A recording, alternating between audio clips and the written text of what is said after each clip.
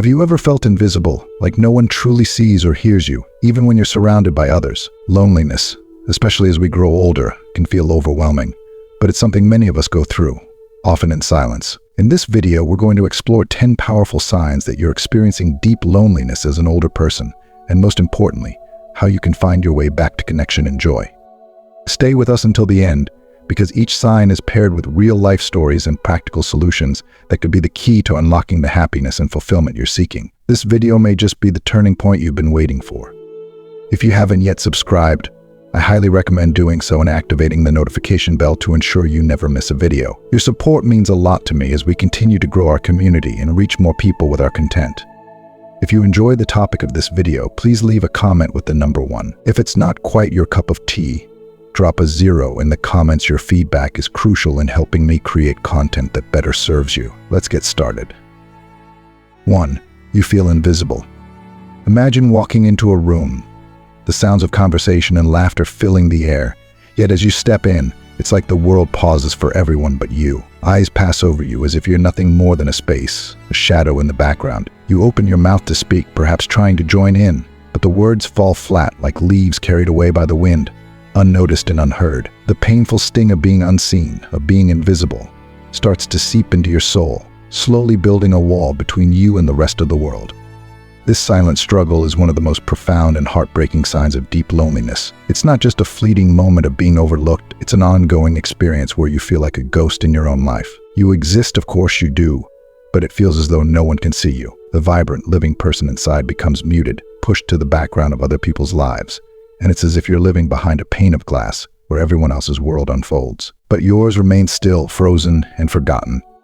What's even harder to bear is the erosion of your sense of self that often accompanies this. Over time, you begin to wonder if you matter, and if anyone truly cares whether you're there or not. The disconnection grows, and you might even start to feel like an outsider in your skin. But despite how consuming this loneliness can feel, it's essential to hold on to the truth you matter. Even in moments when the world feels blind to your existence, your presence has weight, and your voice deserves to be heard.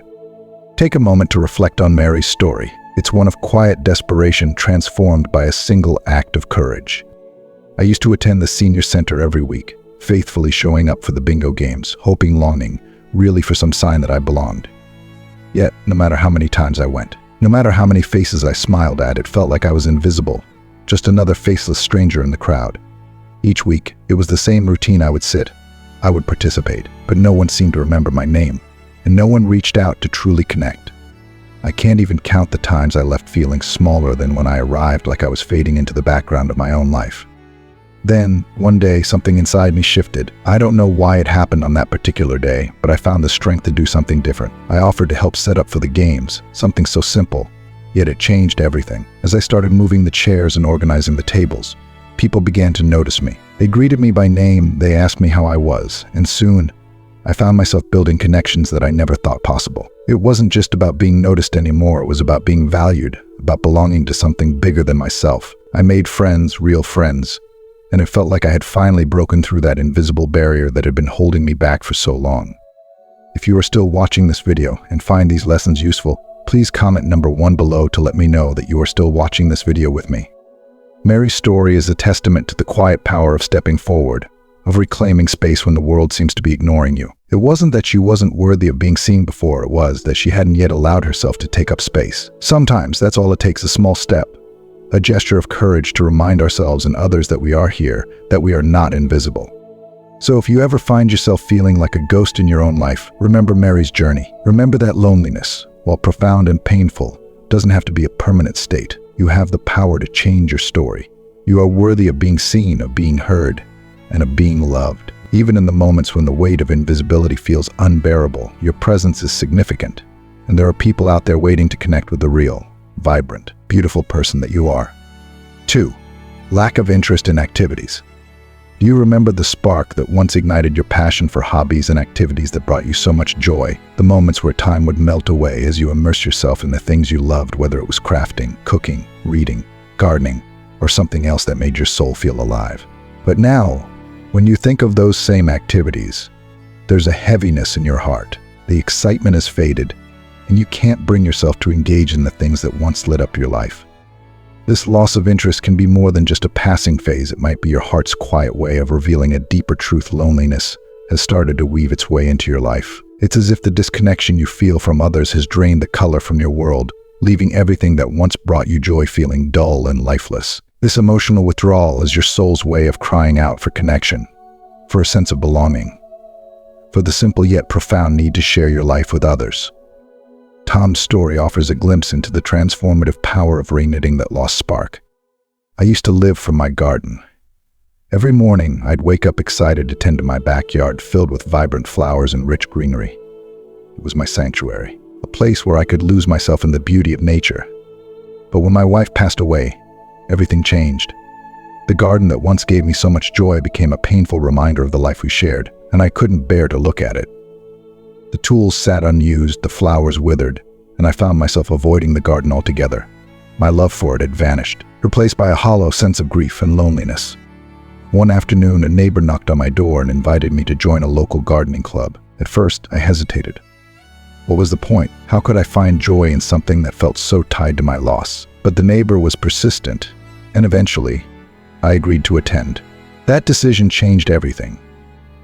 In the club, I found people who shared my passion for gardening, but more than that, I found companionship. We shared stories, tips, and even our struggles, and slowly, my love for gardening began to return. It wasn't just about the plants anymore, it was about the connections I made with others who understood. Now, my garden is more vibrant than ever, a living testament not only to my passion but to the friendships that helped me rediscover it. Tom's story is a reminder that sometimes when we lose interest in the things we love, it's not because the passion has died within us, but because we're longing for human connection. The activities themselves are still there, waiting for us. But it's the sharing of those moments, the stories, and the experiences with others that can breathe life back into them. If you find yourself in a similar place where the hobbies and interests that once filled you with happiness now feel empty, know that it's okay to reach out for help. It's okay to feel that void, and it's okay to seek out connection. Just like Tom, sometimes it takes the encouragement of others to step back into the world, to rediscover the joy you thought was lost forever. The passion still lives inside you, but it may need the warmth of friendship to help it bloom again. So if you find yourself feeling distant from the activities that once brought you happiness, take it as a gentle signal. Your heart is yearning for connection, for a sense of purpose, for a reminder that you're not alone in this world. There are people out there who share your passions, who understand your struggles, and who are waiting to walk alongside you as you rediscover the joy that's been hidden beneath the weight of loneliness. Your hobbies, your passions, they are still a part of who you are, and they deserve to be nurtured. And in nurturing them, you just might find that you're also nurturing your soul, reigniting the spark that will bring you back to life. 3. Constant fatigue or lack of energy. Have you ever felt an overwhelming tiredness that lingers no matter how much rest you get? It's not the kind of fatigue that comes from a long day of physical labor or a sleepless night. This is a different kind of exhaustion, one that settles deep in your bones and seems to wrap itself around your heart, a fatigue that stems not from the body but from the soul. It's the type of weariness that comes from emotional isolation, where loneliness seeps into every corner of your life, leaving you feeling heavy, unmotivated, and unable to shake the ever-present sense of lethargy. This constant fatigue isn't just about being tired, it's a reflection of emotional exhaustion. When you're disconnected from the people and experiences that bring you joy, your energy drains, your spirit becomes weighed down, and everything feels harder. Even the simplest tasks, like getting out of bed in the morning, feel monumental. It's not just your muscles that ache, it's your heart, your spirit, your very essence that feels depleted. This kind of fatigue is a silent cry for connection, a signal from your soul that something vital is missing. Linda's experience powerfully captures this feeling. I remember a time when I was constantly exhausted. No matter how much sleep I got, it never seemed to be enough. There was this persistent heaviness in my chest, like a weight I couldn't shake off. I wasn't physically active, yet I felt like I had just run a marathon every day. It wasn't until my daughter suggested we take morning walks together that things began to shift. At first I resisted. I thought, what's the point? I'm too tired to even move, but she encouraged me, and we started with short walks around the block. I was surprised at how something so simple made a difference. As we walked, I found myself looking forward to the time we spent together, sharing stories and laughter. Slowly, my energy returned. That weight on my chest began to lift, and I started feeling lighter, more alive. Those walks didn't just boost my energy, they helped me reconnect with my daughter, and more importantly, with life itself. Linda's story is a beautiful reminder that sometimes the key to breaking free from this emotional exhaustion is finding ways to reconnect with others, with nature, with yourself. Her fatigue wasn't just about being physically tired, it was about feeling disconnected from the world around her. And through something as simple as a daily walk with her daughter, she was able to rediscover a sense of purpose, a spark that had been buried beneath the fog of loneliness. If you find yourself constantly feeling drained, as if life itself is too much to handle, take a moment to consider where that exhaustion might be coming from. Sometimes we overlook the emotional toll that loneliness can take on our bodies. We think we're just tired, that we need more sleep or less stress. But often what we need is connection, someone to share a conversation with, an activity to look forward to, or simply a reason to get up and move. It's easy to dismiss emotional fatigue as just another part of getting older or dealing with life's challenges, but it's important to lay. When loneliness creeps in, it can rob you of your energy, your motivation, and your zest for life. But like Linda, you can find small ways to reignite that spark. Whether it's a walk around the block, a phone call to a friend, or even just spending time in nature, these small moments of connection can help lift the weight that loneliness places on your chest. You don't have to live under the shadow of constant fatigue. There's a whole world out there waiting for you to reconnect with it.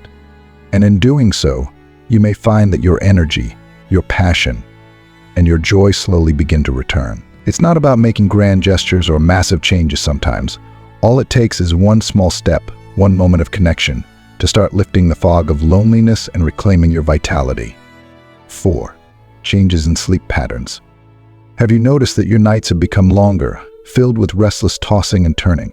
Or perhaps you found yourself sinking into sleep for hours, only to wake up feeling even more drained. Loneliness has a way of sneaking into the quiet moments, especially at night, when there's nothing to distract you from the ache of isolation. It can throw your sleep patterns into chaos. Some nights, you can't seem to keep your eyes open, while other nights, sleep feels impossible, no matter how tired you are. This disruption creates a cruel cycle, as sleepless nights feed feelings of sadness, and too much sleep pulls you deeper into emotional darkness. Either way, your body is trying to cope with the silent weight of loneliness.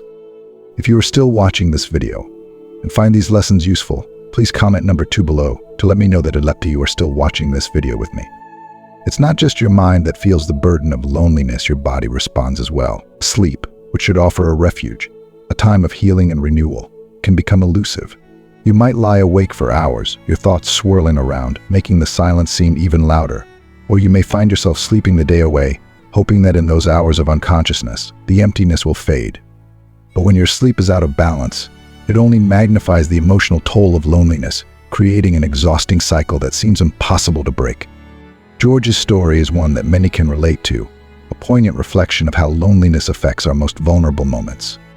After my wife passed away, the nights became unbearable. I would lie in bed, staring at the ceiling, my mind racing with memories, regrets, and what-ifs.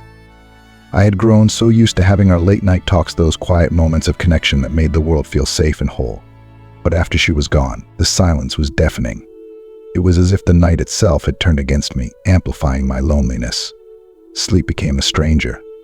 I would spend hours trying to quiet my thoughts, but nothing seemed to work. I felt trapped in this endless loop of insomnia, and the exhaustion weighed on me day after day. One night, out of sheer desperation, I decided to try something different. I started listening to audiobooks before bed. At first, I wasn't sure if it would help, but as the narrator's voice filled the room, it brought a kind of comfort, like having a companion in the silence. The stories became my escape, a way to quiet my racing mind and fill the emptiness with something familiar. Slowly, I found myself drifting off to sleep, soothed by the gentle rhythm of someone else's words. It didn't replace the connection I lost, but it brought me a sense of peace on those lonely nights. Now, those audiobooks have become part of my bedtime ritual, a way to calm my mind and make the nights feel a little less lonely. George's experience is a reminder that while loneliness can deeply affect your sleep, there are small steps you can take to find comfort and restore balance. His story shows us that even in the darkest nights, there are ways to bring light back into your life, even if it's something as simple as the sound of another voice filling the space. If you're struggling with changes in your sleep patterns, whether it's difficulty falling asleep or sleeping too much, then know that it's not just a physical issue, it's your body responding to emotional pain. But there is hope. Just like George, you can find ways to soothe that loneliness, to create new rituals that bring you comfort. And slowly, you may find that the night becomes less daunting. Whether it's listening to audiobooks, practicing calming breathing exercises, or simply reaching out to someone to talk before bed. These small acts can help create a sense of connection, even in silence.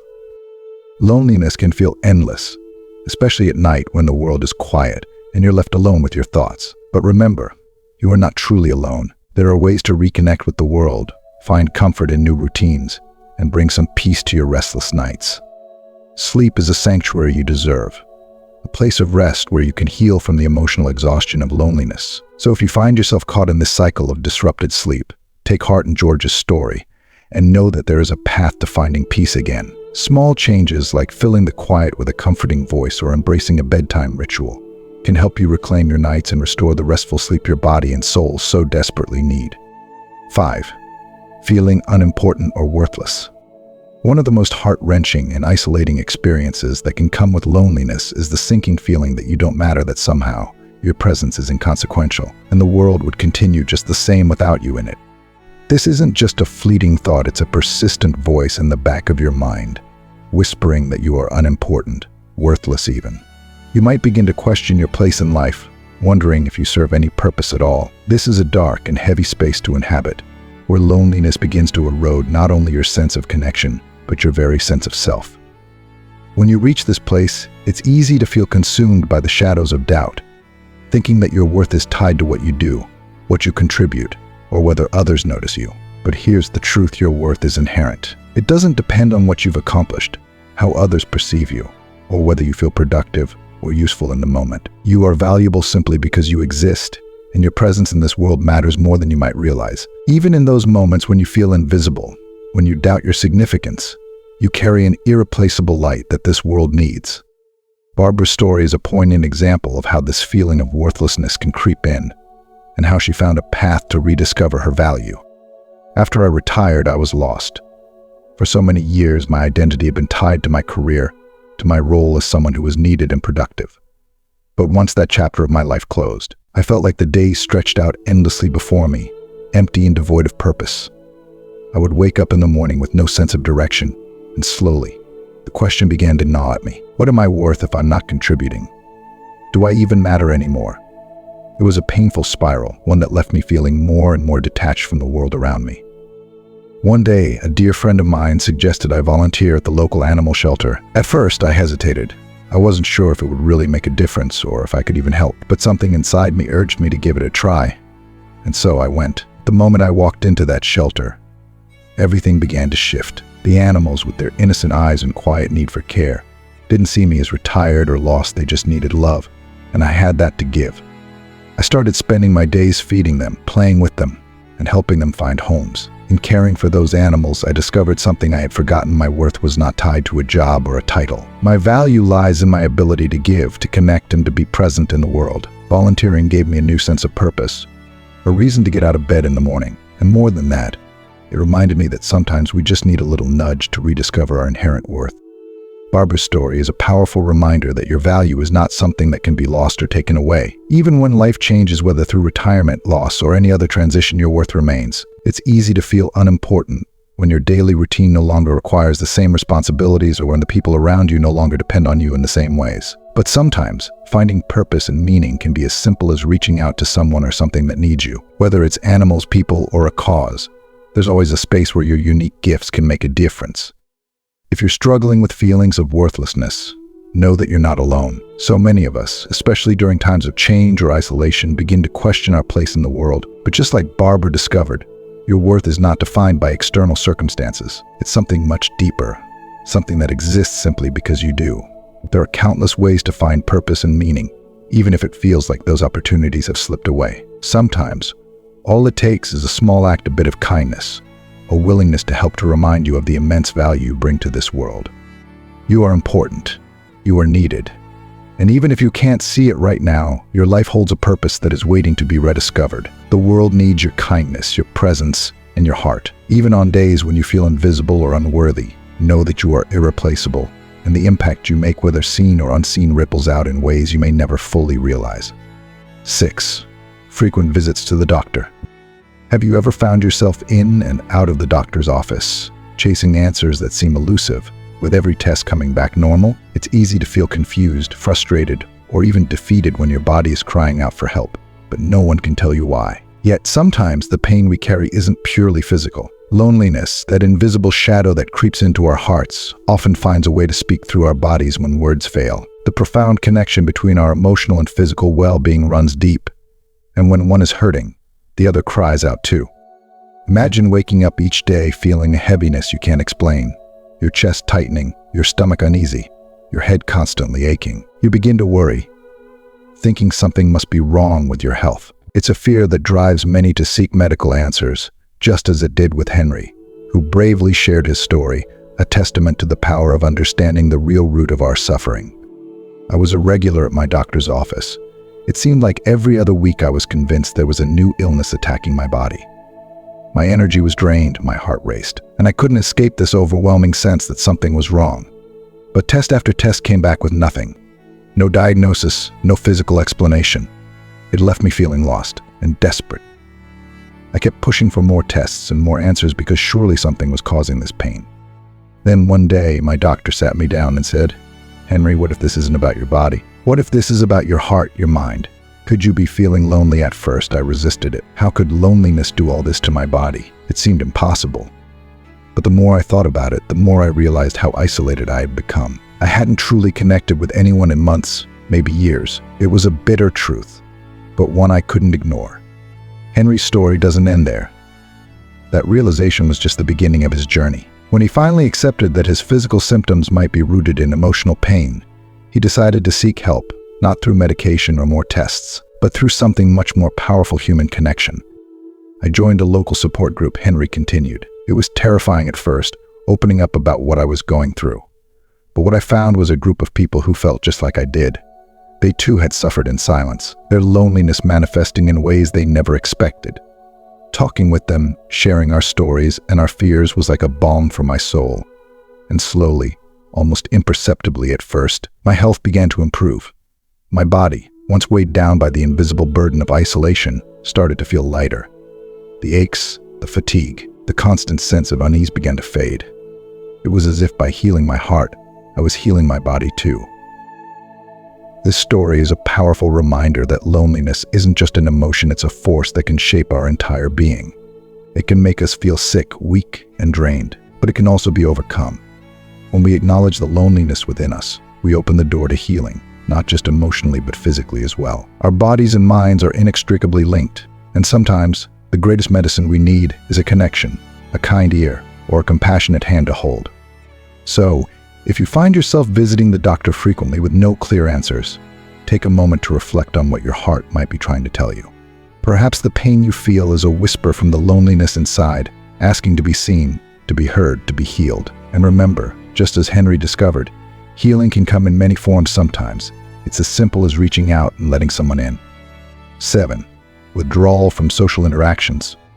Have you found yourself repeatedly turning down invitations to gatherings, declining phone calls, or avoiding even the simplest social interactions? While everyone needs some alone time now and then to recharge, when it becomes a consistent pattern of isolation, it could be a sign that something deeper is stirring within. Loneliness often disguises itself as comfort in solitude, but in reality, it can pull us into a cycle where we begin to feel more and more disconnected from the world around us. The more we withdraw, the easier it becomes to retreat into that isolation, and the harder it becomes to break free.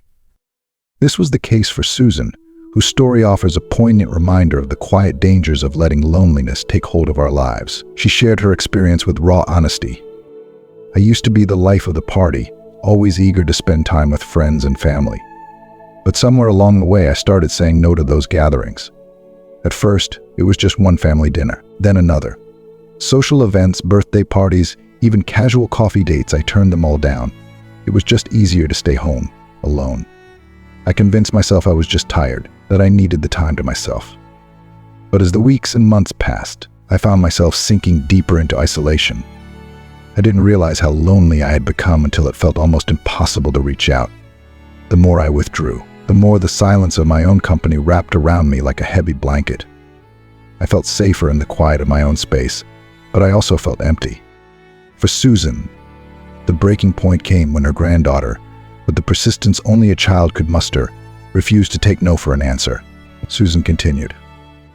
If you are still watching this video and find these lessons useful, please comment on number 3 below to let me know that you are still watching this video with me. One weekend, my granddaughter invited me to her birthday party, and I tried to decline again. I gave all my usual excuses, but she wouldn't hear it. She looked me in the eye and said, "Grandma, you have to come." Her insistence broke through the walls I had built around myself. Reluctantly, I went. I remember walking into the party feeling overwhelmed, almost like I didn't belong. But as the day went on, surrounded by the laughter, the smiles, and the simple joy of being with my family, I began to remember what I had been missing. There was warmth in their presence, love in their hugs, and a sense of belonging that had faded from my life. It was then that I realized how dangerous my isolation had become. By staying away, I had been slowly losing touch with the very people who gave my life meaning. That birthday party was a turning point for Susan. She began accepting more invitations, opening herself up to reconnect with the people who cared about her. She understood that staying connected wasn't just about attending social events, it was about nurturing her emotional health and giving herself the chance to feel seen and valued. And with every gathering she attended, every conversation she embraced, the loneliness that had once weighed so heavily on her heart began to lift. I'm not going to say it was easy, Susan reflected, but it was worth it. I realized that it wasn't just about being around people, it was about letting love back into my life. Every time I chose connection over isolation, I was choosing to heal a little bit more. Susan's journey is a reminder that loneliness often lurks beneath the surface of our lives, disguised as a preference for solitude. While there's value in spending time alone, consistent withdrawal from social connections can deepen our feelings of isolation and make it harder to find our way back. Sometimes it takes a gentle nudge from a loved one or a moment of realization to remind us of the importance of human connection. No matter how far we've retreated, there's always a way to return, and the bonds we share with others can be the lifeline that pulls us out of loneliness. So, if you've been avoiding those social gatherings or saying no to invitations more often than not, consider what your heart might be yearning for beneath the surface. Just as Susan discovered, sometimes the first step toward overcoming loneliness is simply accepting that invitation and showing up for those who love you and for yourself. 8. Increased use of alcohol or medication. For many older adults, the quiet ache of loneliness can feel unbearable, especially when the world around them seems to shift. In an attempt to numb that emotional pain, some might turn to alcohol or medication, subtle, yet dangerous, ways to escape the isolation that has taken root in their lives. It might start innocently enough: an extra glass of wine to wind down at the end of the day, a stronger dose of medication to help sleep through the night. But over time, these habits can spiral into something much more serious, leaving behind a trail of dependency that only deepens the loneliness. Frank's story is a heartfelt reflection of this struggle. It all started with a single, overwhelming moment of loss. When my best friend moved away, I didn't think much of it at first. We had been friends for decades. He was practically family to me. We'd talk every day, meet up regularly, and share in the small and big moments of life. But when he left, suddenly there was this gaping hole in my days. I didn't realize how much I relied on his presence and his conversations until they were gone. At first, I tried to ignore it, thinking I could handle the loneliness. But slowly, without even realizing it, I found myself reaching for an extra beer each night. That one beer became 2, then 3, and soon enough, it was a regular part of my routine. It helped, at least temporarily. The edge of loneliness was dulled, the quietness of the night seemed less loud, and for a few hours, I felt a little less alone. Frank's gradual increase in drinking was, in many ways, a reflection of the emotional pain he wasn't yet ready to face. Alcohol became his crutch, his way of numbing the deeper distress that he hadn't fully acknowledged. But he knew, deep down, that it wasn't a solution. As the weeks went on, Frank continued, I started to feel it catching up to me. I was more tired during the day and less motivated to do the things I used to enjoy. And yet, I kept telling myself it was just a phase, that it would pass. It wasn't until my daughter came to visit that I saw what was happening. She noticed how often I was drinking, and one night she sat me down and gently asked if I was okay. At first, I brushed it off. I told her I was fine, just having a beer or two like I always had, but she wasn't fooled. She told me she was worried, that I seemed different, and that she missed seeing me happy. It was hard to hear, but I knew she was right. Frank's daughter encouraged him to take a step toward healing, not through alcohol, but through connection. She suggested he join a local men's group, a place where he could talk to others who might be feeling the same way. I didn't want to go at first, Frank admitted. The thought of opening up to a group of strangers about how lonely I felt, about how much I missed my friend, seemed overwhelming. But my daughter was persistent. She kept telling me that I didn't have to go through this alone. So, one evening, I decided to give it a shot. I walked into that room feeling vulnerable, unsure if I could even talk about what I was going through. But what I found surprised me. There were men just like me, men who had lost loved ones, who were struggling with loneliness, and who were also looking for healthier ways to cope. Slowly, I began to share my story, and as I did, I felt a weight lifting off my shoulders. It was like a dam had burst, and all the emotions I had bottled up for so long finally had a place to go. As Frank opened up, the hold alcohol had on his life began to loosen. He found strength not in the bottom of a bottle, but in the company of others who understood his pain. Through their shared experiences, he rediscovered a sense of connection that alcohol could never provide. I started cutting back on the drinking Frank shared. It wasn't easy, but I realized that alcohol wasn't solving anything, it was just masking the real problem. By talking to others, by letting myself be vulnerable, I found healthier ways to cope with the loneliness. I reconnected with old hobbies, spent more time with my family, and found that the emptiness I had felt was slowly being replaced by something far more meaningful. Frank's story is a powerful reminder that turning to alcohol or medication may feel like a quick fix for the loneliness we face, but it often leads to even deeper emotional and physical suffering. The real solution lies in connection and reaching out to others, sharing our burdens, and finding support in the communities around us. No matter how far you've gone down the path of isolation, there's always a way back. And sometimes that first step is simply acknowledging that you need help.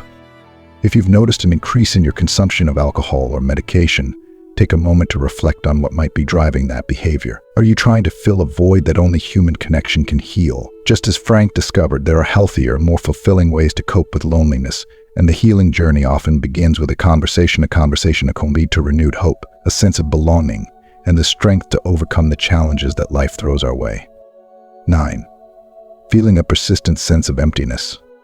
Among the many signs of loneliness, perhaps the most profound and heart-wrenching is the feeling of an unshakable emptiness, a void so deep it seems like nothing can fill it. It's that gnawing sensation in your chest, the overwhelming feeling that something is missing, yet you can't quite put your finger on what it is. No matter how much you try to distract yourself or keep busy, that hollow feeling lingers, following you through the quiet moments of your day and the stillness of the night. This sense of emptiness can be suffocating, a constant reminder that you're longing for something beyond your reach.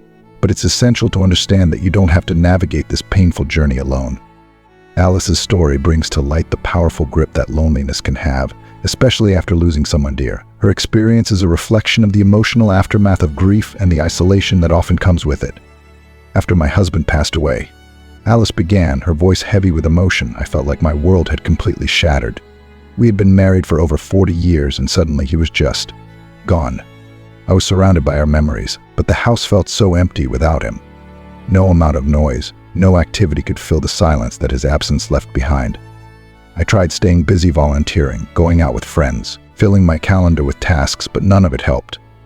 The emptiness was always there, lingering in the background, like a weight pressing down on my heart. For Alice, the days turned into weeks, and the weeks into months. Yet the sense of emptiness persisted. The loneliness became her constant companion, creeping into every corner of her life. She tried to push through, believing that keeping busy would eventually ease the pain, but the void only grew larger. There were times, Alice recalled, when I'd sit by the window and just stare outside, feeling like I was watching life happen to other people while I was stuck in this endless void. I tried to convince myself that things would get better, that eventually the emptiness would fade. But it didn't. I kept waiting for the day when I'd feel whole again, but that day never came. It was as if a part of me had died with him, and no matter what I did, I couldn't bring it back. It wasn't until a close friend gently suggested something that Alice hadn't considered, reaching out for support, that her journey toward healing truly began.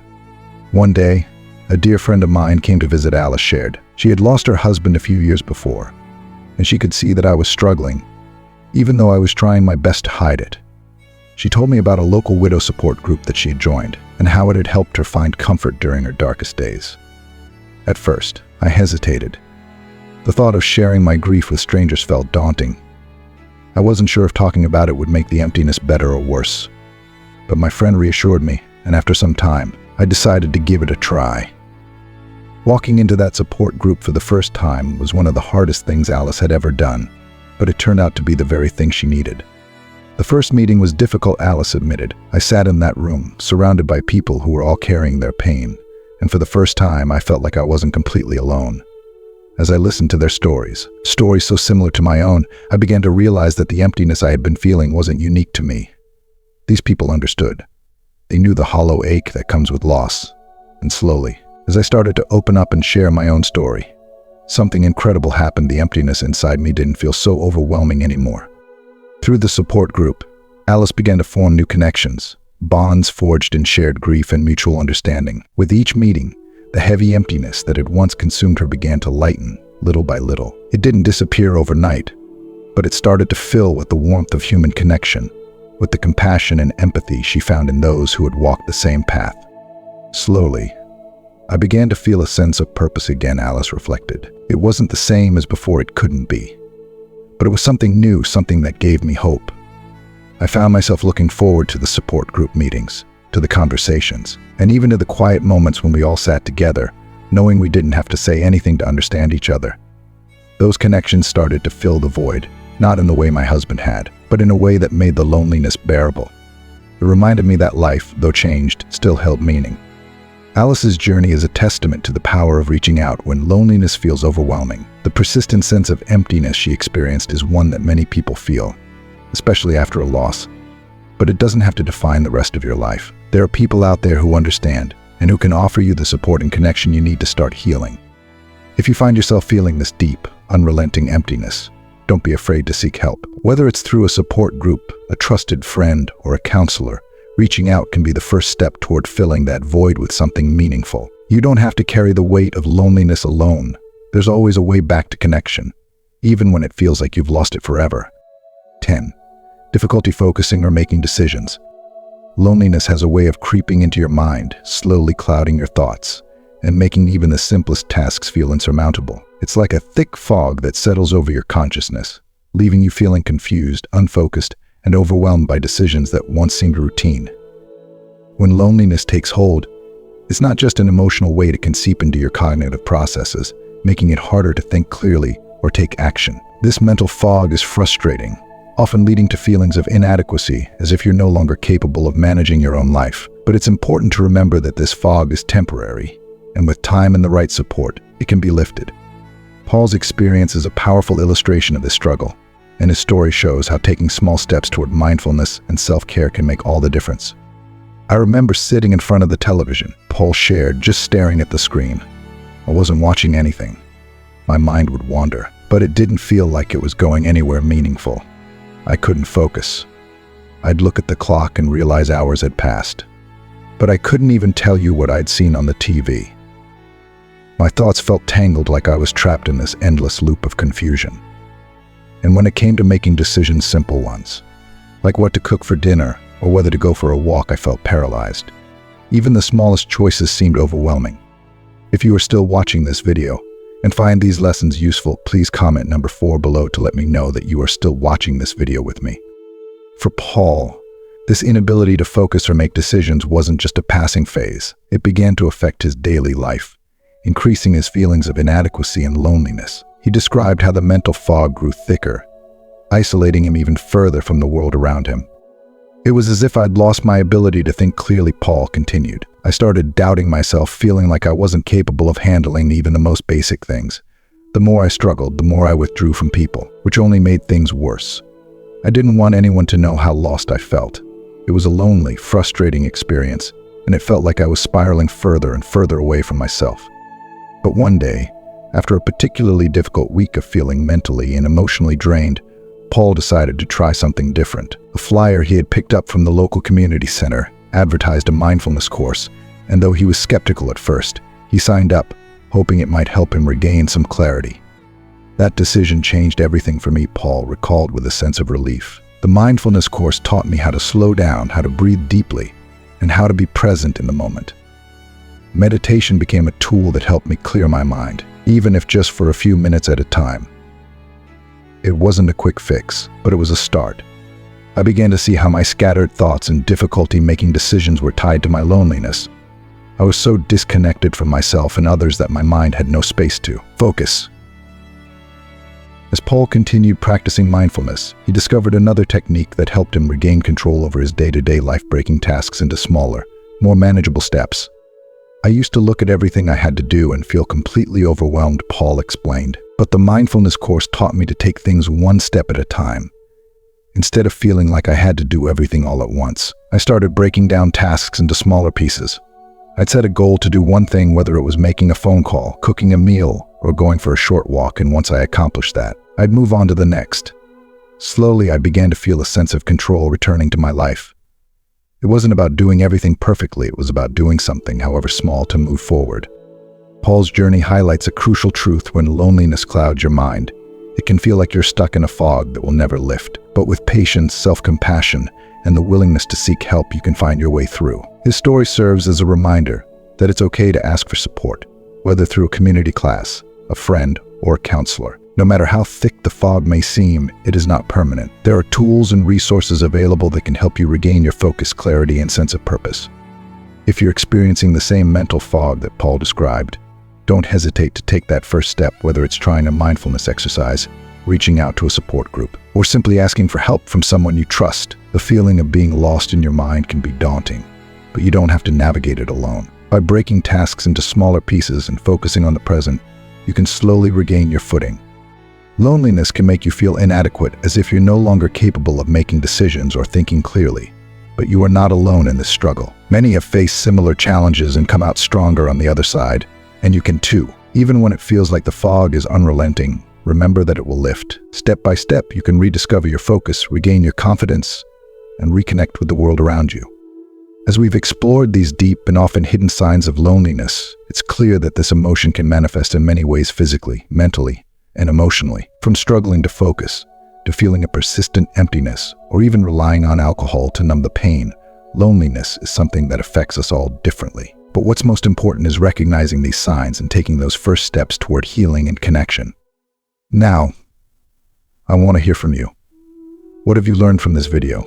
Has any of the stories or experiences resonated with your own life? Share in the comments below one thing you've learned today and how you plan to bring it into practice in your life. Remember, you're not alone on this journey. Small steps toward connection, mindfulness, and reaching out can make a world of difference. Together, we can create a space where healing and understanding thrive. If you like this video, please leave your comment below, and don't forget to like, share, and subscribe to our YouTube channel for more content like this. Thank you for watching, and we'll see you in the next video.